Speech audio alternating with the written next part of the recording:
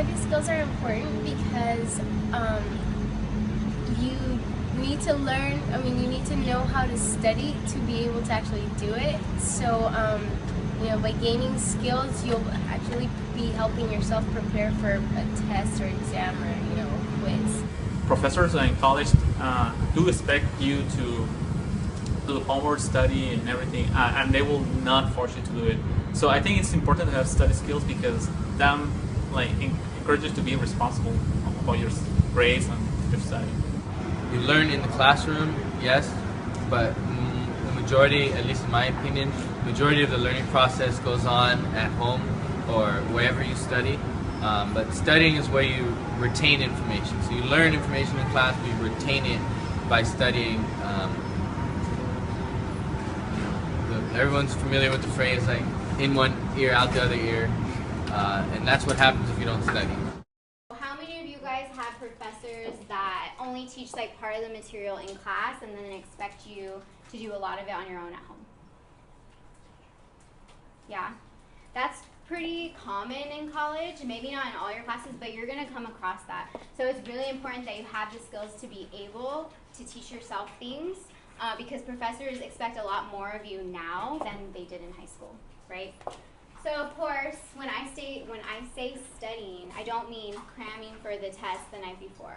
I mean like working on your assignments and reviewing information daily. That's what studying is in college, right? It's not just studying for a test. Why are they important? You want to use your time wisely, and I know you guys have probably heard that saying like throughout middle school, high school, right? Use your time wisely. But now it's like serious, because if you're sitting down to study, but you're just on your phone or you're playing on YouTube, looking up stuff that's unimportant, then you're not using your time effectively, and you're going to end up wasting your time, right? So if you know how to study, you might be more apt to actually do it when you sit down and study. It'll improve your retention, so that deeper level of learning, that's what we want you guys to gain, because now you're in college. So now these classes you're taking are important, right? You're specializing in certain areas in order to make that a career one day. So you want a deeper level of learning because you want to learn, you're going to learn things that you're going to use in your career in the future, right? So you can't just memorize things and then once you take a test you spill it all out and then after that it's gone, right? You want to build on your knowledge so that when you leave PCC you have more knowledge and you're kind of like growing as an individual. And then of course improve your grades. How many people are transferring?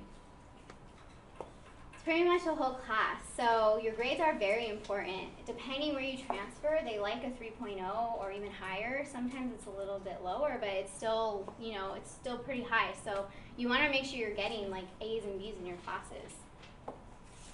So procrastination. In order to study, you need to stop procrastinating, but I know we all do it, right? We're all guilty of it. I do it all the time. Well, not all the time, but I do it, and it makes me more stressed. So how many of you would say that you procrastinate like every week? Yeah. And it's hard, right? Once you fall behind, you're constantly doing this race to try and catch up. So that just makes you procrastinate for the next assignment because now you're behind on the first one. So it's really just kind of like a cycle that you have to break and start planning ahead more often. So let's see what our tutors say about this. Procrastination, I'm very familiar with that. Procrastination is when you put it off till the last minute, and what that means is you didn't do it when you should have. You waited till the night before, and usually procrastination leads to what we all know as all-nighters. So I should have pulled one last night because I had an assignment due today and I haven't started. So the most important consequence of procrastination is you're behind, meaning that if you're behind, you cannot keep up with the homework, and then you may not understand the lectures that your professor give you. Then if you don't understand the lectures and you don't do the homework, you're going to have trouble and you're going to start getting stressed. And you get stressed and you're going to get bad grades, and then probably it's going to discourage you to continue your college education.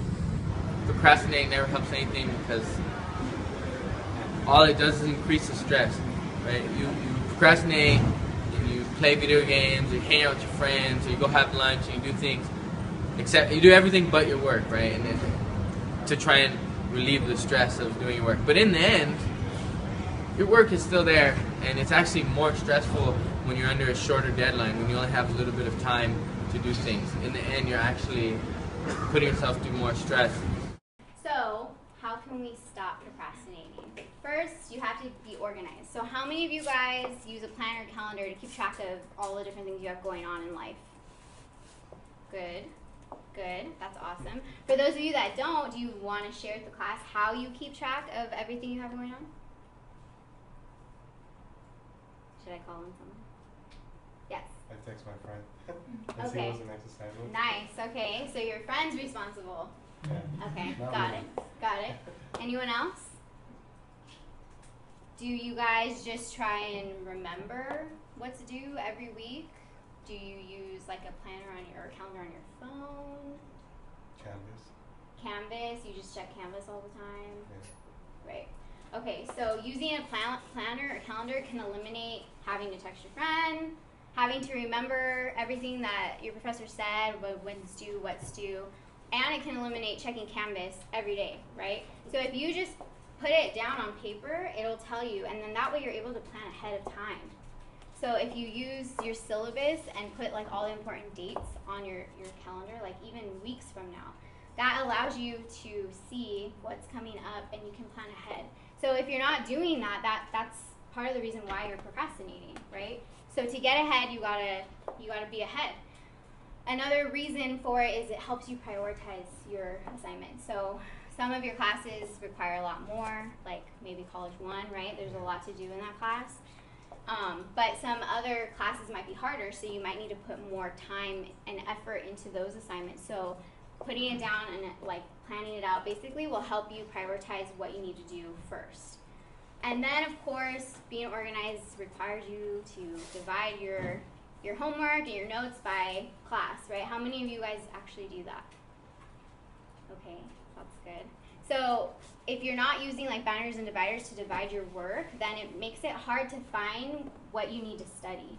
So then that could be a discouraging factor. You can't even find your homework, then you might not want to sit down and do it because you can't find it in the first place.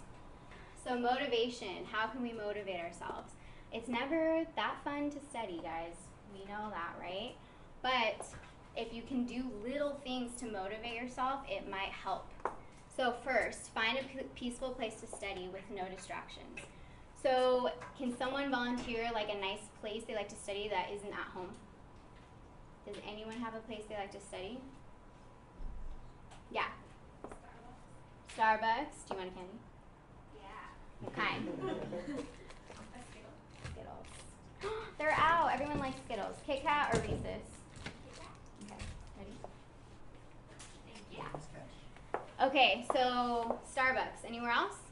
Yeah. The TLC. Are you just saying that? No. Oh. I love TLC. The good thing, would you like Reese's or Kit Kat? Okay. Okay, what kind? I don't want to hit that thing. Okay, so the good thing about Starbucks or the TLC or the library is usually everyone there is also working on something. So that already is motivating and encouraging to you to do the same thing. You're not going to go there and like talk on your phone or like watch YouTube videos all loud because everyone else is quiet, everyone else is working. So it might help you get in that zone. So that's why it's really important to find a place. If you don't have a place you like to study, find a place you like to study, somewhere that's peaceful, that's quiet, where you can concentrate. And so that way you can like designate it as your study place so that every time you're there, you feel like you're in that studying mode. And if it's right now, if you're just studying at home, that's okay. But when you're at home, you associate being home with other things, like sleeping, relaxing, doing stuff on your phone, I don't know, right? So you don't really associate being home with doing your homework. So that's why it might be good for you to find somewhere else to go. That way, you know, you can leave home, go somewhere, and then you're more motivated because you're actually there to study. Reward yourself. So if you like to go to Starbucks, maybe you really like the coffee, or maybe you really like a dessert that they have or something. So get that for yourself. You know, that can motivate you, like, oh, I can't wait for my Starbucks today. So you're going to go there, study, and get your Starbucks. You can use snacks and coffee. So part of the reason I gave you guys candy is because we all like candy, but also because it kind of like helps if you're feeling like tired or like unmotivated. Snacking on something can help like re-energize you.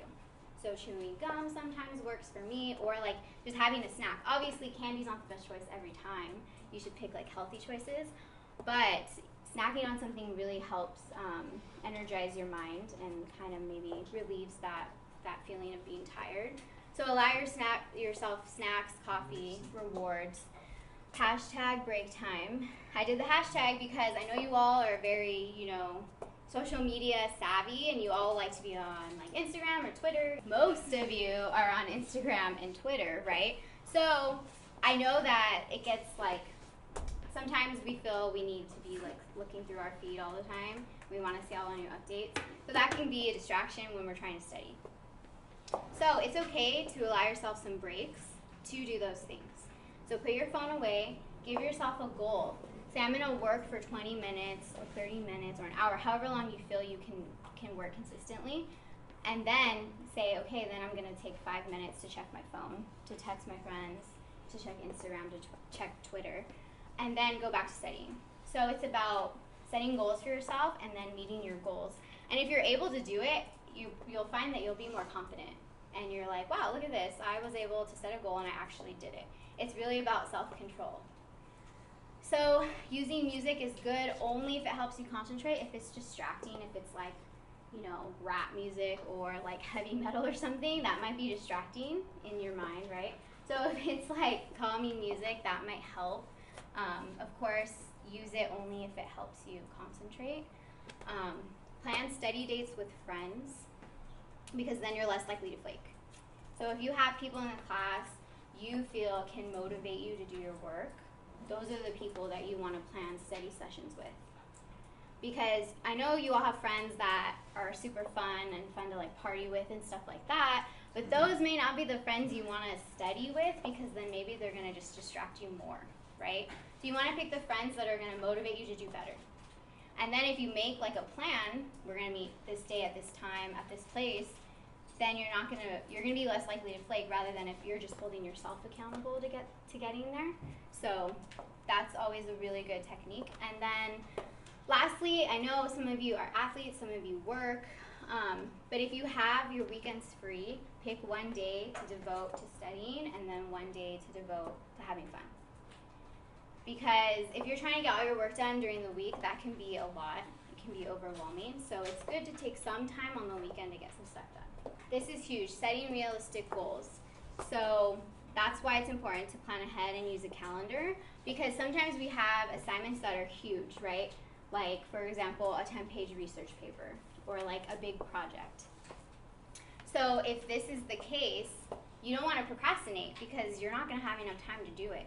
So you got to be real with yourself. I know when you get the assignment, it's overwhelming. Like, oh my gosh, how am I going to do this? But be realistic. How long is it going to take me? If it's a 10-page research paper, I should probably start a week ahead. And that way, if you start ahead of time, you can break the assignment into smaller parts so that it's less overwhelming. Does that make sense? So here's an example. If it's a 10-page research paper, on day 1, you can do some research and gather resources, right? On day 2, you can read your resources, highlight the relevant info you're going to use in your paper. And then on day 3, you can outline your paper. Day 4 and 5, you take the first 5 pages and then the second 5 pages. And then the last day, you have time to review it, make changes, edit it, get a peer to read it. And that way you're done ahead of time. If you wait until the night before for a 10-page research paper, you probably won't finish, or yeah, you're going to pull an all-nighter and finish, but the quality might not be good because you're going to have been really tired, you're going to be rushing, it's going to be extra stressful. So that's why it's really important to plan ahead. That way you can break things up into smaller parts that are easier to do rather than tackling the whole paper on one night. So now we're going to talk about how you learn. So have you guys heard of rote learning before? Does anyone know what rote learning is? No? Okay, it's the idea that you can learn something through constantly repeating it and memorizing it to yourself. Or while repeating it creates memorization. So it's the idea that memorization equals learning. But that's not what memorization is, okay? So we're going to talk about that, and we're going to talk about how you can create the deeper level of learning rather than just memorizing information. So first, part of human nature, and everyone's different, but this is like an average, approximately we only remember 10% of what we read and 20% of what we hear. So that means that if you're not taking notes during class, when you leave class, most of that information is gone, right? And if you didn't take notes, you don't have anything to refer back to when you forget what you talked about. Because when you leave class, your mind is all over the place. You start thinking about, what am I going to eat for lunch? Or what am I going to eat for dinner? Or you're thinking about practice. Or picking up your little brother from school. Or just so many different things that cloud our mind as soon as class is out, right?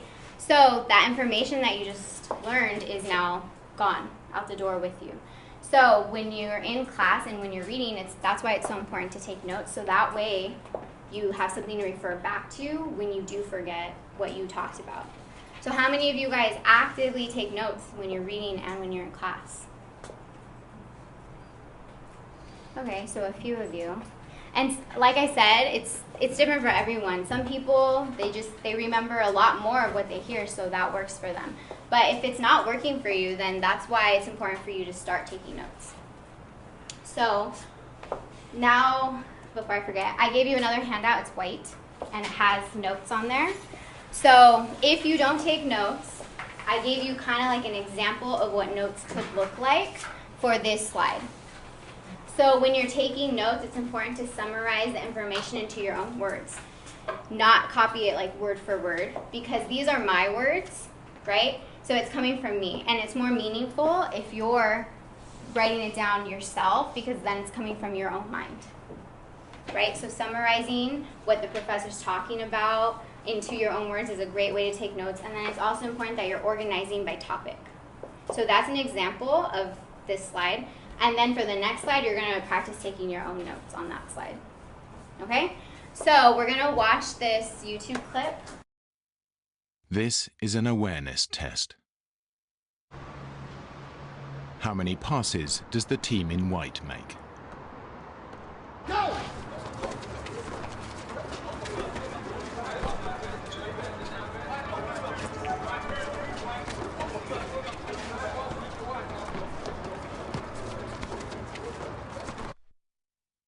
The answer is 13.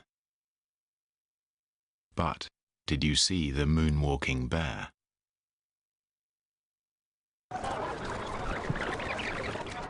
Go!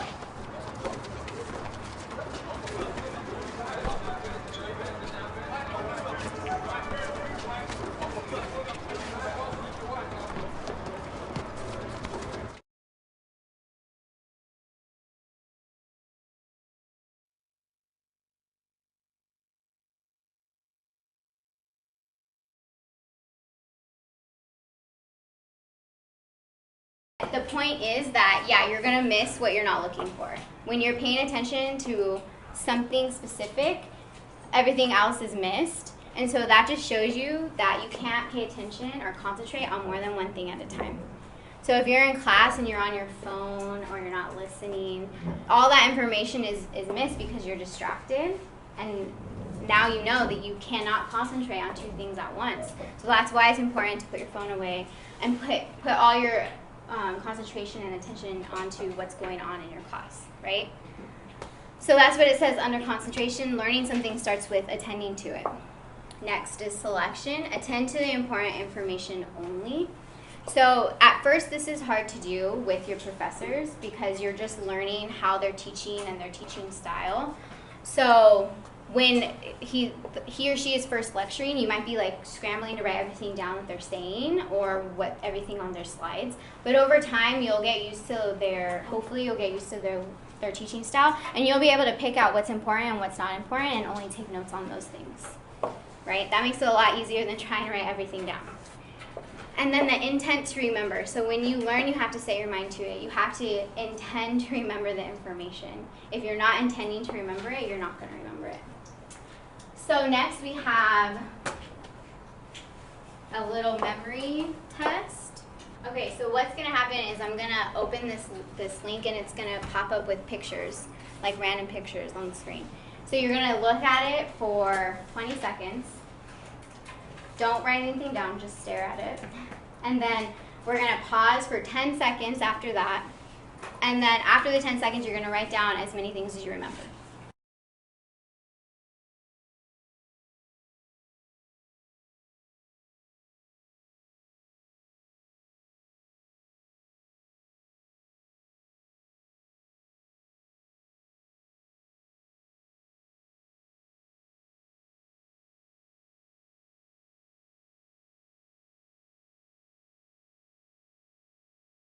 Whoops. Minimize that. Wait, that was 20 seconds? Okay. All right, go ahead and write down what you remember.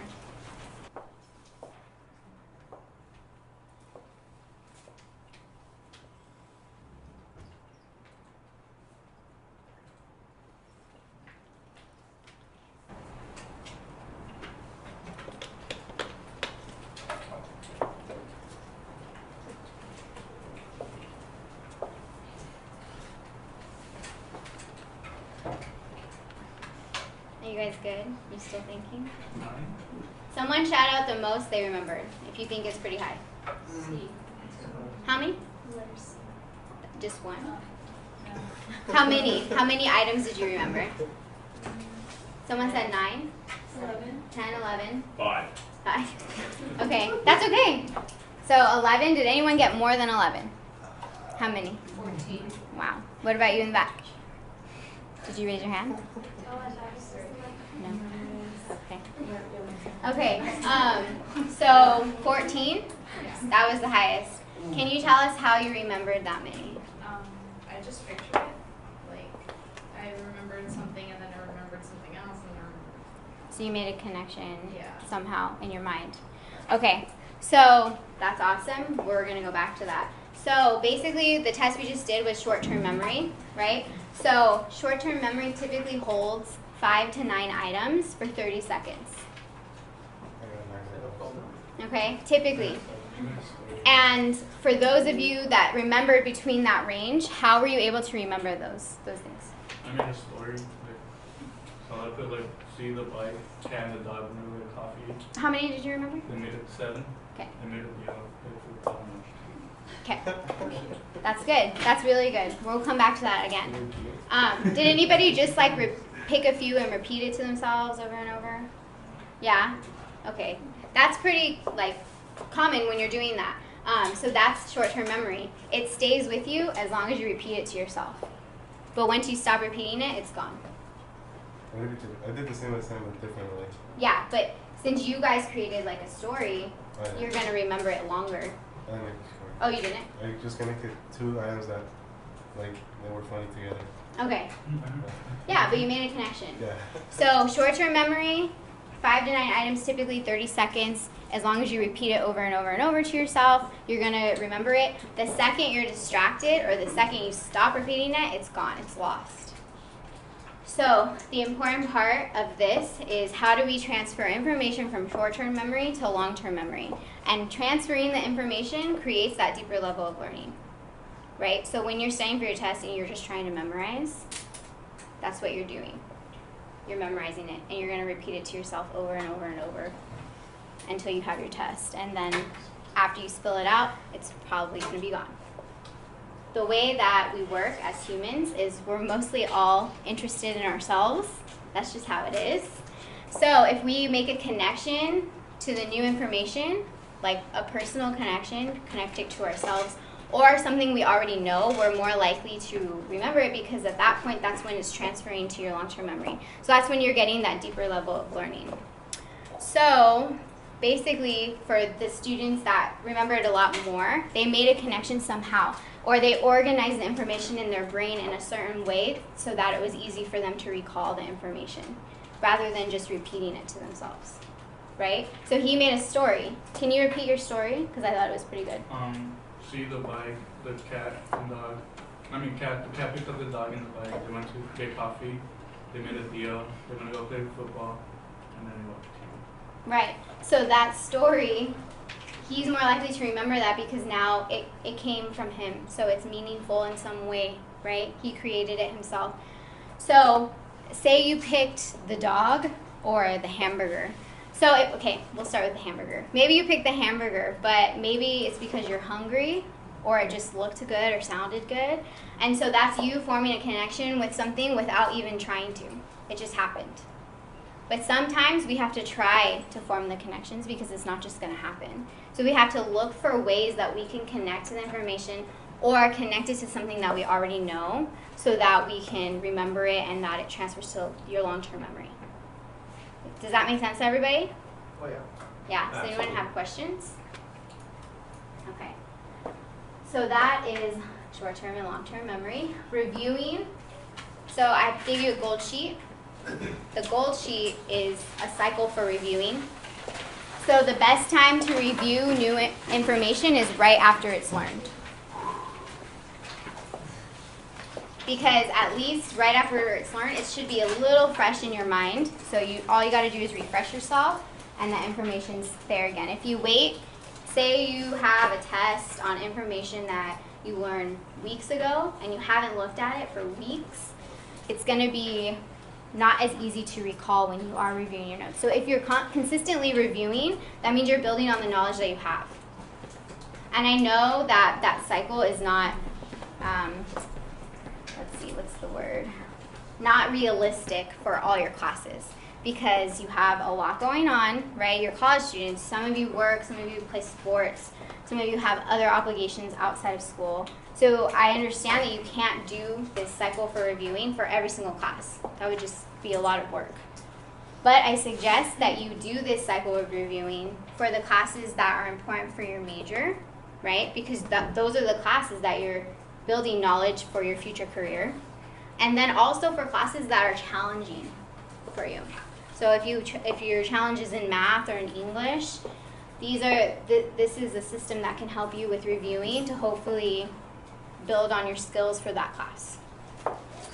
So now on your notes page, if you can practice taking notes, practice not writing word for word what I wrote. Practice saying it or writing it in your own words, or summarize what I'm saying just by listening and not by looking. Okay, so let's just practice. So again, study tools. Forming connections means transferring new information to long-term memory. Get it out of your short-term memory. Transfer it to long-term memory somehow. Okay, relate the information to yourself or to knowledge you already have. Chunk the information into smaller sections. So like we talked about setting realistic goals, that would be chunking assignments into smaller pieces. You can also do this when you're studying for a large test. So if you have, let's say, 5 pages of notes and you have one test on these 5 pages, don't study it all at once because it's going to be too much information at once. So what you want to do is chunk it into smaller parts. Study one small part at a time until you feel you've mastered that part, then you move on to the next part, right? So studying should be a process and it should take a while. It shouldn't just be a few hours before the test. And then mnemonics. Have you guys all heard the saying, please excuse my dear Aunt Sally for math? Yeah, right? So I haven't taken math in like 7 years, but I will never forget the order of operations because of that. So that's how powerful mnemonics are. So if you're creative to make up your own, and it'll help, if you're trying to remember a sequence, try a mnemonic, something funny or something that will stick with you so that you won't forget it. TAG is also an example of a mnemonic because you can use them differently. So TAG stands for Transfer Admission Guarantee, right? But together those letters spell TAG. So you can use it that way too. Or if you want to get super creative, you can make like a song or something that rhymes because that won't leave you either. So in elementary school, I learned 1492 Columbus sailed the ocean blue. And again, something that I won't ever forget. So it's very, very powerful. And then also in 5th grade, I learned the U.S. state song, Did anyone learn the state song? Okay, so this... Is that the Disney one? No. So this song goes through the states in alphabetical order. And I won't ever forget it. So now I can list the states in alphabetical order probably for the rest of my life. So unuseful, but that's the power of it. So if you need to remember something, try and get creative with it. That's forming the connection. Becoming the expert. That's very powerful also. So what that means is you teach the information to someone else and it'll help you learn it even deeper, even more. So right now I'm teaching you guys these study skills. You know, we went over organization, procrastination, memory. These things I researched. So it was like my own assignment, right? And now I'm teaching it to you. So now I have a deeper level of knowledge on these things because I'm teaching it. So that's when study groups come in handy. You can get study groups, teach the information to friends, you know, each take a chapter, teach that chapter to each other, and you'll become a master on that subject or on that chapter. Or you could teach it to someone at home, another friend, a little sister, a little brother, whatever it might be, but it really will help you retain the information. And then, of course, just use these techniques when you're reviewing your notes, when you're getting ready for a test. My favorite place to study is the ESEM Center. It has like a very good study homey vibe, so it's very comfortable to study in. One study tip that I like to use is listening to music or the same song with the slow kind of calm tempo. That actually helps me study. Like I listen to Radiohead, House of Cards. The tempo is just the same, so like after it's played a couple times I'm able to concentrate, and it actually helps me remember when I'm taking a test or something. I remember the song and then I'll be like, oh, this is what I was looking at when I was listening to the song. So Okay, my study tips are do not procrastinate, of course. Try to form study groups so you can study with other people and then you can make friends. Seek for help, especially from professors, other students, tutors, coaches. And try to stay single because you're gonna have more time to study. One of my favorite study methods is flashcards. Flashcards don't work for everything, but when you need to memorize or remember or retain and internalize information, flashcards are very helpful. Another study tip that my professor says, it's good to study in the environment in which you're going to be tested. So if you have access to a classroom or a classroom-like environment in which you can study, that's very helpful because it helps you get in that mind state. Right, so just to reiterate everything they said, calming music, something that can become background noise, right? Seek help. Before you fall behind, get help. If something's starting to get hard, you need to make sure that you're getting help before you're too behind to catch up. So remember, there's tutoring for almost every subject here on campus. At the TLC, we have tutoring for English, math, and ESL. Keep that in mind. When you're using flashcards to study, again, chunk the information, right? So if you have 50 flashcards of chemistry terms or something, take 5 at a time, review those until you feel you've mastered them and you're not going to forget them. Then put those aside and then take 5 more. Don't try and do it all at once. It's too much and it's overwhelming. As Joe said, stay away from your bed.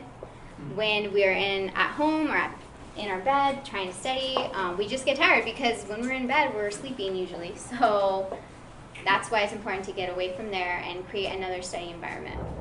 A classroom-like environment, I mean, I know that you guys don't really have access to classrooms to do your studying, but that's where you can go somewhere like the library, the TLC, or even a coffee shop because it's similar to the classroom-like environment in which everyone else is working, so you feel more encouraged to do that.